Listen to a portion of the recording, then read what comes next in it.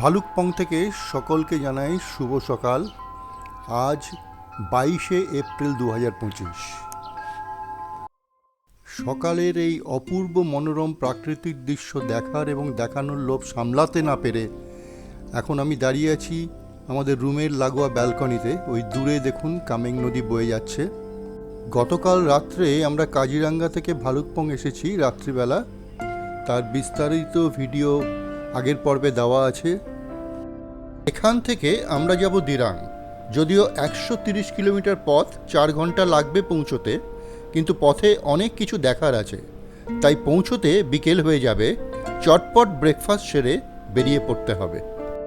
লুচি, তরকারি, পোহা, ডিম সেদ্ধ আর চা দিয়ে কমপ্লিমেন্টারি ব্রেকফাস্ট সেরে এখন হোটেলের বাইরে এসে অপেক্ষা করছি আমাদের ড্রাইভার অরূপনাথের জন্য। অরূপনাথের অ্যাকোমোডেশন অন্য হোটেলে আছে। ওকে ফোনে আমরা খবর দিয়েছি, ও গাড়ি নিয়ে আসছে। যতক্ষণ না এসে পৌঁছচ্ছে আপনাদের একটু এই হোটেলটা ঘুরে দেখাই। হোটেলটি একটি 4 তলা বিল্ডিং, লিফট আছে। রুম আপনাদের আগের ভিডিওতেই আমি দেখিয়েছি এবং খাওয়া দাওয়ার কোয়ালিটি মোটামুটি ঠিকই আছে।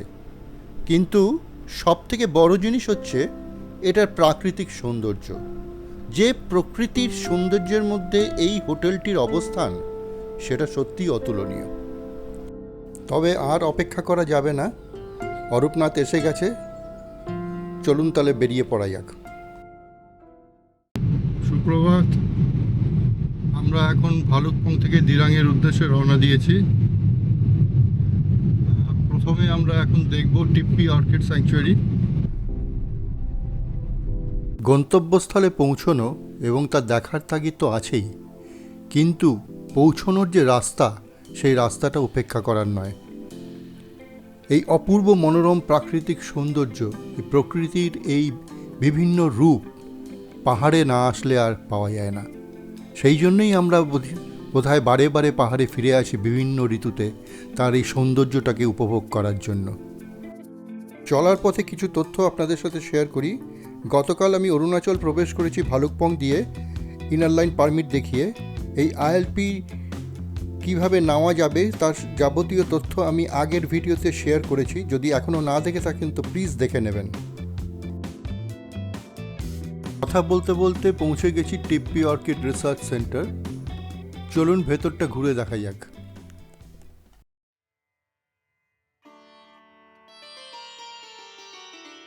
112.8 একর জমি নিয়ে এই অর্কিড রিসার্চ সেন্টারটি।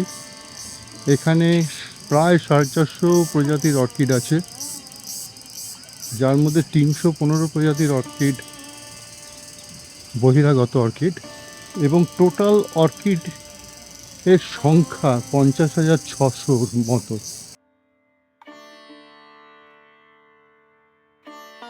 এটি একটি বোটানিক্যাল স্বর্গরাজ্য বলা যেতে পারে।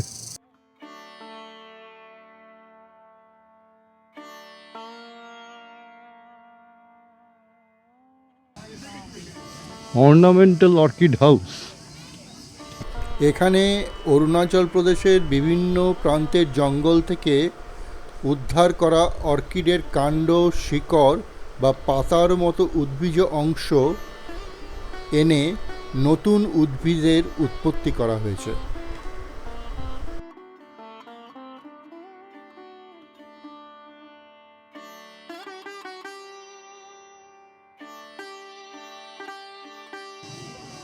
এক মিনিট দাঁড়া, এইগুলো দেখো। ওই অন্য গাছ নিতে হয়, কি বলে যেন, প্যারাসাইট। হ্যাঁ, অর্কিড বলে।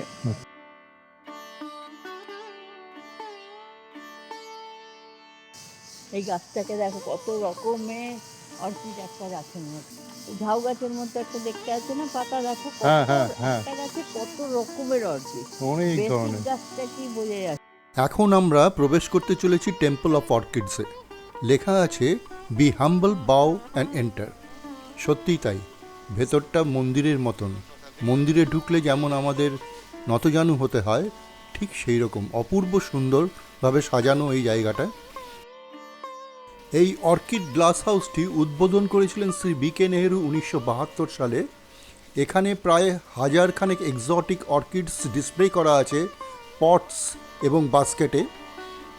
টিপ্পি অর্কিড রিসার্চ সেন্টারের এটি একটি মূল আকর্ষণ কেন্দ্র।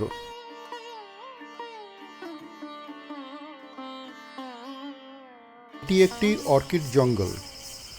এখানে রাখা আছে বিভিন্ন প্রজাতির অর্কিড রিসার্চের জন্য।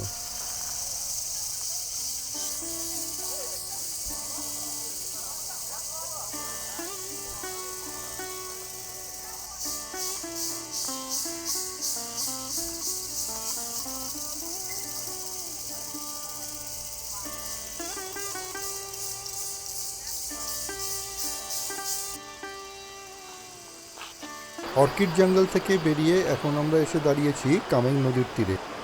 টিপ্পি অর্কিড স্যাংচুয়ারির পাশে কামেং নদী বয়ে চলেছে। এই অপূর্ব মনোরম প্রাকৃতিক পরিবেশে কিছুটা সময় না হয় কাটিয়ে তারপর বেরিয়ে পড়া যাবে পরবর্তী গন্তব্যস্থলের দিকে।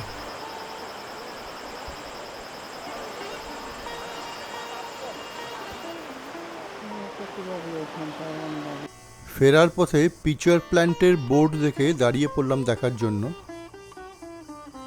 এই দেখা যাচ্ছে এখানে সামনে পিচার প্ল্যান্ট, এইখানে এই জায়গাটাতে। চট করে ফটোশ্যুট সেরে নিয়ে বেরিয়ে পড়লাম পরবর্তী গন্তব্যস্থলের দিকে। এই হচ্ছে লুমুম ওয়াটারফলস। এটা ভালুকপং থেকে 9 কিলোমিটার দূরত্বে এবং এটা টিপ্পি গ্রাম। এইটা হচ্ছে কি টিপ্পি গ্রাম, এই টিপ্পি গ্রামে অবস্থিত। এখন ওয়াটারফলটা কিছুই নেই, বর্ষাকালে এটা খুব সুন্দর চেহারা নেয়। পাশ দিয়ে কামেং নদী বয়ে যাচ্ছে। কিছুটা সময় এখানে কাটিয়ে আবার বেরিয়ে পড়লাম। আচ্ছা, এগুলো সব ব্যাম্বুর আচার। এই জায়গায় বৃষ্টি একটু আগে হয়ে গেছে মনে হয়, এখন আমার হাতে একটু একটু মনে হচ্ছে একটু পড়ছে হালকা হালকা।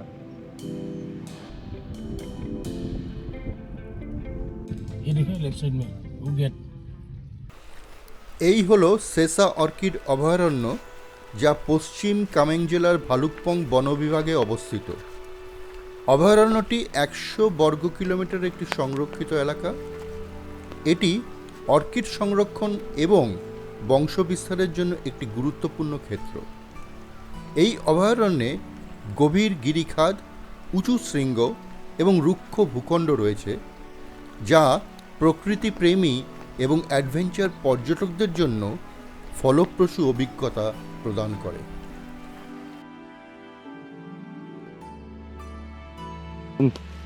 টিপ টিপ করে এখানে বৃষ্টি পড়ছে, তাই ছাতা মাথায় দিয়ে এখন যেতে হচ্ছে। এক হাতে ছাতা আর এক হাতে ক্যামেরা।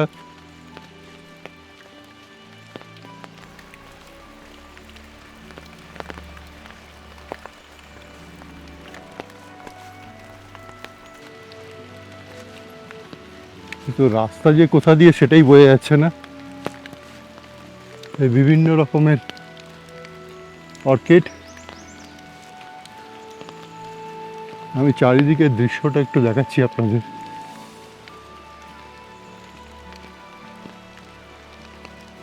অপূর্ব মনোরম দৃশ্য, তার মাঝখানে এই ঘন সবুজ ঘেরা পাহাড়।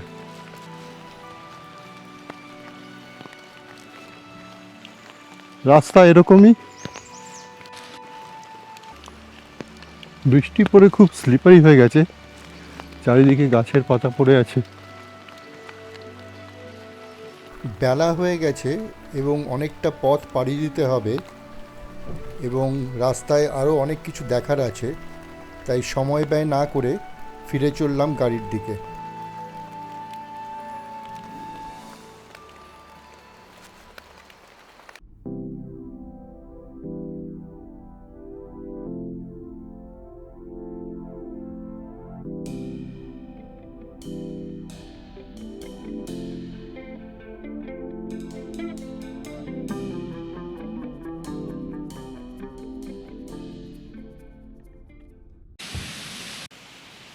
এটার নাম লুম লুম ওয়াটারফলস।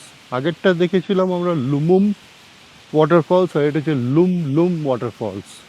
এটা সেসা গ্রামে অবস্থিত এই ওয়াটারফলটা। এই ওয়াটারফলে তাও একটু জলপ্রপাত তো দেখা যাচ্ছে।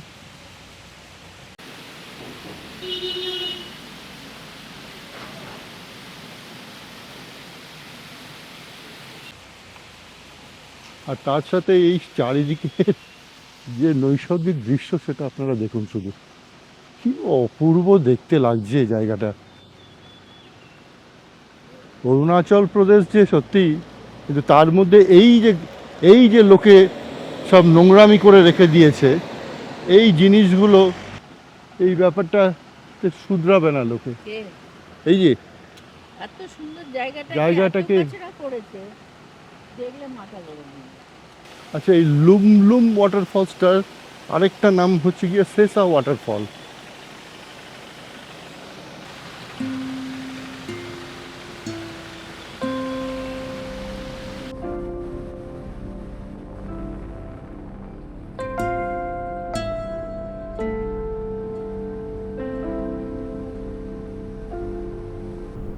সামনে দেখা যাচ্ছে নেচিফু টানেল। 5,700 ফুট উচ্চতায় অবস্থিত, 500 মিটার দীর্ঘ এই টানেলটি প্রস্তুতকারক হচ্ছে বর্ডার রোড অর্গানাইজেশন। নিরাপদ আবহাওয়া যাতায়াত নিশ্চিত করা এবং কুয়াশা ঘেরা নেচিফু বাইপাস করার জন্য এই টানেলটি প্রস্তুত করা হয়েছে।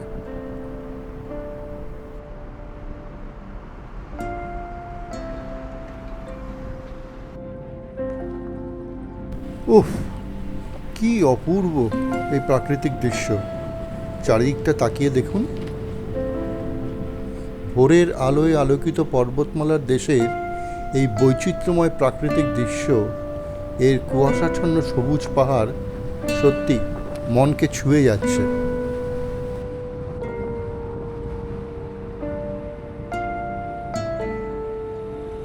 সামনে যে কনস্ট্রাকশনটা দেখতে পাচ্ছেন, ওইটা অ্যাকচুয়ালি ল্যান্ডস্লাইড আটকানোর জন্য বিআরও তৈরি করেছে।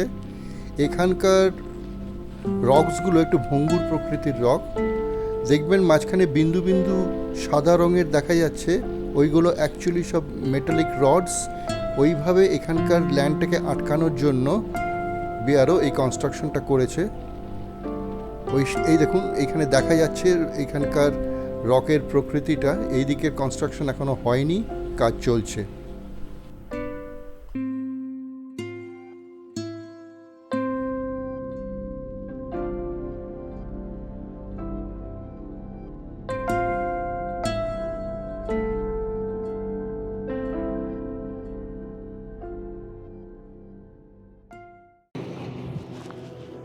দুলদুল সারপালিং মনেস্ট্রি, এই মনেস্ট্রির কাজ চলছে এখন। এখান দিয়ে রাস্তা তৈরি হচ্ছে, মনে হচ্ছে বৃষ্টিতে নষ্ট হয়ে গেছে।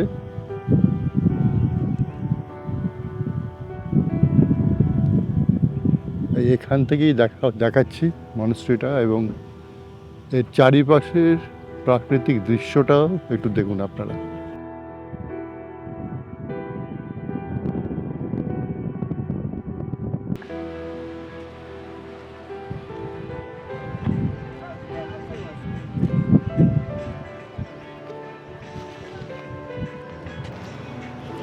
এই হচ্ছে জামেরি হ্যাঙ্গিং ব্রিজ, অরুণাচল প্রদেশের টিপ্পির কাছে, আরও সঠিকভাবে বলতে গেলে ভেনিয়া গ্রামের কাছে অবস্থিত এই জামেরি হ্যাঙ্গিং ব্রিজ।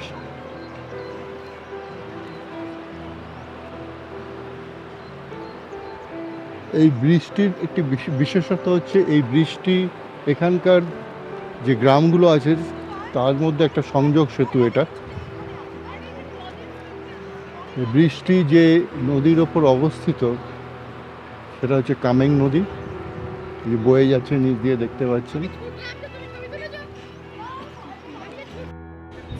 এই জামেরি হ্যাঙ্গিং ব্রিজে 10 জনের বেশি একসাথে ওঠা যাবে না। ব্রিজটি খুবই দুলছে।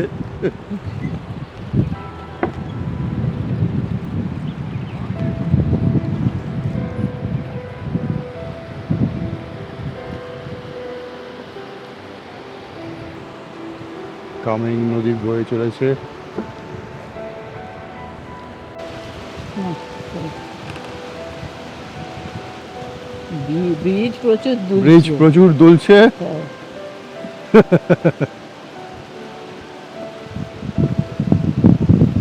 অপূর্ব জায়গাটা না? আর এই ব্রিজটাই কিন্তু পুরো সংযোগ, পুরো এখানকার যতগুলো গ্রাম আছে এই গ্রামের সাথে সংযোগ করছে এই ব্রিজটাই। গ্রামেরই হ্যাঙ্গিং ব্রিজ থেকে বেরিয়ে এখন আমরা এসে পৌঁছেছি নাগ মন্দির। ভালুকপং থেকে দিরাং যাওয়ার পথে এই নাগ মন্দিরটি অবস্থিত, টেঙ্গা নদীর তীরে। এই দেখা যাচ্ছে টেঙ্গা নদী।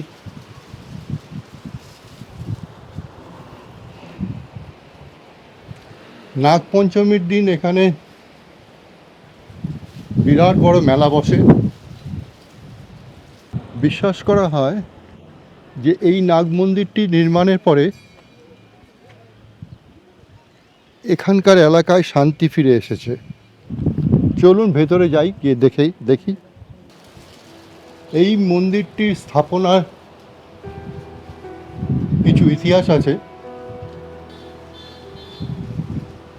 কথিত আছে যে ষষ্ঠ দশকে সময় যখন ভালুকপং থেকে তাওয়াং অবধি রাস্তার কাজ চলছিল, সেখানে 99 আর 100 কিলোমিটারের মধ্যে যে শ্রমিকরা কাজ করছিল তারা প্রত্যেক দিন একজোড়া নাগকে দেখতে পেত। এই নাগজোড়াটি পাহাড়ের উপরে বৃষ্টির জল জমে থাকতো, সেই জল খাওয়ার জন্য আসতো। একদিন এক শ্রমিক আচমকা পুরুষ নাগটিকে তার খুব কাছ থেকে দেখতে পেয়ে ভুলবশত তাকে মেরে ফেলে। তখন থেকে ওখানকার শ্রমিকদের খারাপ সময় শুরু হয়। যখন তারা রাস্তার কাজ করার জন্য সেখানে যেত, তখন পাহাড়ের চূড়া থেকে পাথর পড়তো।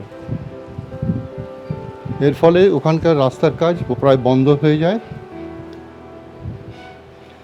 পুরুষ নাগটি সঙ্গিনীর কামড়ে মানুষ ভীত হতে থাকে।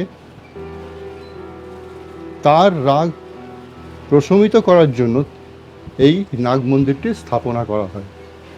এই নাগ মন্দিরটি স্থাপনা করা এবং তার রক্ষণাবেক্ষণে দায়িত্বে আছে বর্ডার রোড অর্গানাইজেশনের 91 RCCGR-CF।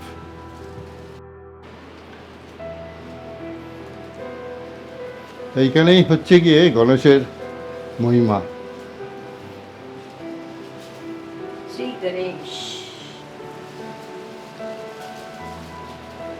যেখানেই ঢোকো আর আরেকটা থাকে দেখি হনুমানজি। এটা মন্দির, এটা মন্দির দেখেন।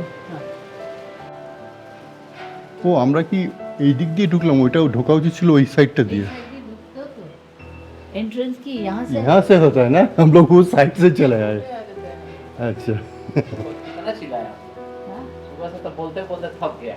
हाँ ओ इधर से आइए, इधर से आइए, कोई इधर से आया। यार हम लोग को पता नहीं कि कोई नहीं वो था, फ्लैट दिखाना है। ऐसा देखा चला आया। इधर से मंदिर में आना है। मंदिर में आना है, यही आज। जहाँ से बुलाया वहाँ से ही आ गए हम बस लोग। बस बस इधर से बोला, इधर से आया।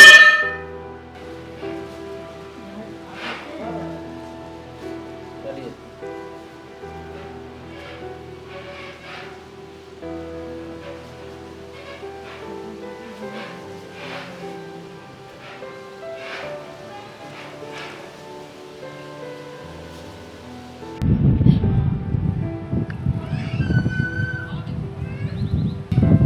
তো বলো জায়গাটা কেমন দেখলে?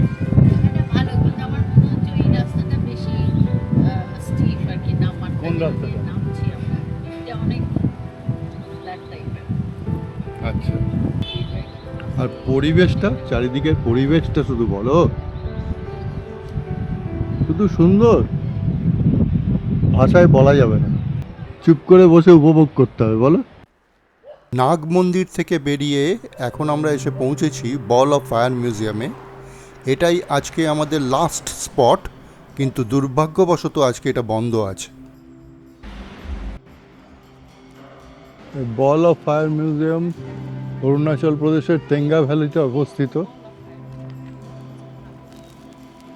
আজকে এটা বন্ধ আছে, অ্যাকচুয়ালি মঙ্গলবার দিন এখানে মার্কেট পুরো বন্ধ থাকে, সেই জন্য এই বল অফ ফায়ার মিউজিয়ামটা আজকে বন্ধ। এই বল অফ ফায়ার মিউজিয়াম এক আবেগপূর্ণ স্মৃতি হিসেবে দাঁড়িয়ে আছে, যে স্মৃতি মনে করিয়ে দেয় ভারতীয় সেনাবাহিনীর বীরত্ব ও ত্যাগের কথা। এখানে ভারতীয় সেনাবাহিনীর উল্লেখযোগ্য ঘটনার প্রদর্শন করা আছে ওই মিউজিয়ামের ভেতরে। ভেতরে রাখা আছে সেই সব অস্ত্রশস্ত্র যেইগুলো 1962 ভারত চীন যুদ্ধের সময় ব্যবহৃত হয়েছিল। তবে আপনারা যদি এখানে আসেন তাহলে অবশ্যই এটাকে ভিজিট করবেন।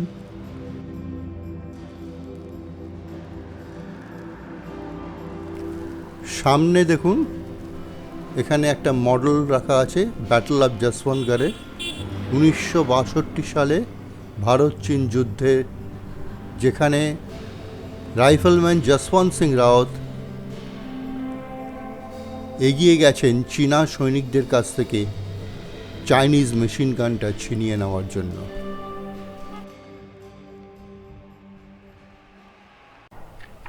Welcome to Arunachal, I love Bomdila. খুব সম্ভবত এই কথাটাই লেখা আছে এখানে, হাওয়ায় মনে হচ্ছে নষ্ট হয়ে গেছে। বল অফ ফায়ার মিউজিয়াম দেখে আমরা এখন এসে দাঁড়িয়েছি এই জায়গাটা। বমডিলা এখানে থেকে খুব কাছেই। আমরা তাওয়াং থেকে ফেরার দিন এইখানে থাকবো বমডিলাতে। আজকে আমাদের গন্তব্যস্থল দিরাং। তো এই জায়গায় কিছুটা সময় এখন আমরা কাটিয়ে নিচ্ছি। এই দিকের প্রাকৃতিক সৌন্দর্যটা অপূর্ব।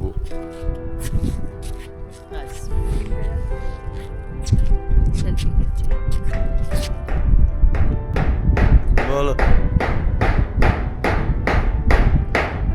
কিছু বলো কি মানে প্রকৃতির সৌন্দর্য দেখে কি চুপ? দেখতে চুপ, একদম চুপ, কিছু আর ভাষা বেরোচ্ছে না এখন। চুপ, কোনো ভাষা নেই। সত্যি তাই, পেছনটা খুব সুন্দর লাগে, এত অপূর্ব চারিদিকটা।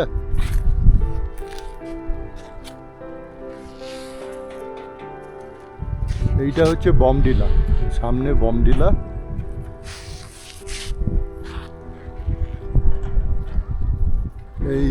এই হচ্ছে গিয়ে বমডিলা মনেস্ট্রি।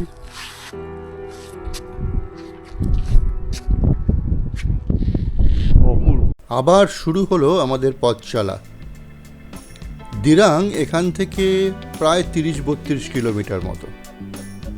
আমাদের সারথি জানালো যে আরও ঘন্টাখানেক মতন লেগে যাবে, কিন্তু তাতে কোনো আপত্তি নেই। সেই সকাল 9টার সময় যাত্রা শুরু করেছিলাম আমরা, এবং রাস্তায় বিভিন্ন স্পট দেখতে দেখতে এখন প্রায় বিকেল 4টে। কিন্তু সত্যি বলতে কি এক ফোঁটা ক্লান্তি বোধ নেই। এর কারণ কি জানেন? প্রথমত তো এই সুন্দর মসৃণ রাস্তা, thanks to border road organisation, যে রাস্তাটাকে এত সুন্দরভাবে ওনারা মেনটেন করেছেন। আর দ্বিতীয় কারণটা কি? দ্বিতীয় কারণটা হচ্ছে এই প্রকৃতি।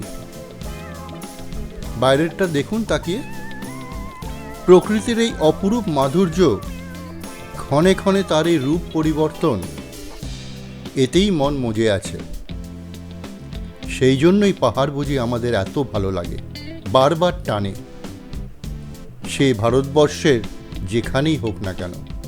এবং আমার বিশ্বাস যে এটা আপনাদের ক্ষেত্রেও তাই।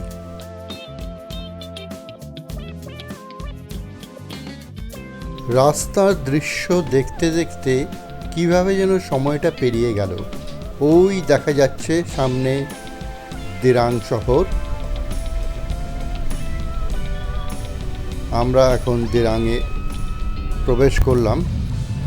এই হচ্ছে দিরাং মার্কেট। দিকে গেলে মনিস্ট্রিটা আছে, দিরাং মনিস্ট্রি। এই লেফটে লেফটের রাস্তায়, না এই রাস্তাটা? TTN monastery.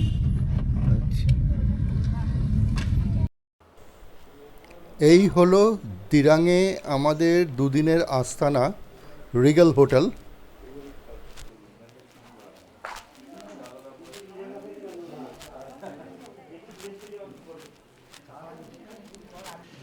রুমের ভেতরটা দেখাচ্ছি। প্রথমেই যেটা ভাল লাগছে সেটা হচ্ছে গিয়ে এই কাঁচের যে উইন্ডোটা, এই কাঁচের উইন্ডোর বাইরে থেকে পুরো ভিউটাই দেখা যাচ্ছে।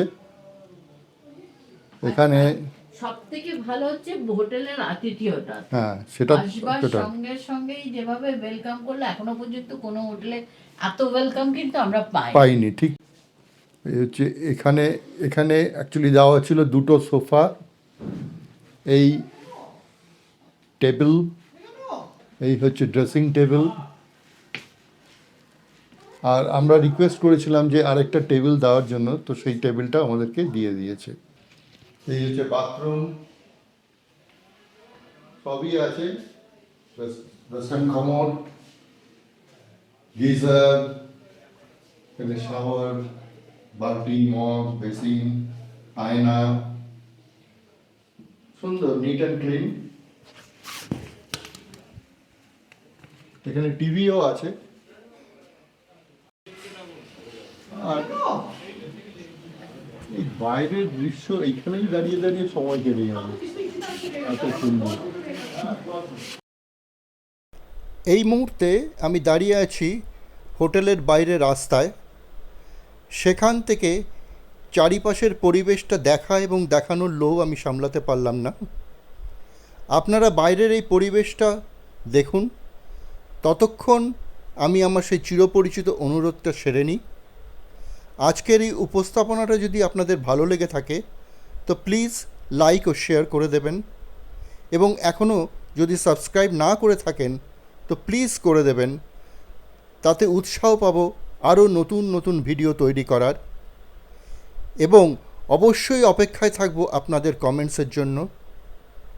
কালকে আমরা ঘুরে দেখব দিরাং শহর, তার ভিডিও পরের পর্বে থাকবে। আজকের মতন দিরাং থেকে আপনাদের সবাইকে শুভরাত্রি জানিয়ে সাইন অফ করছি।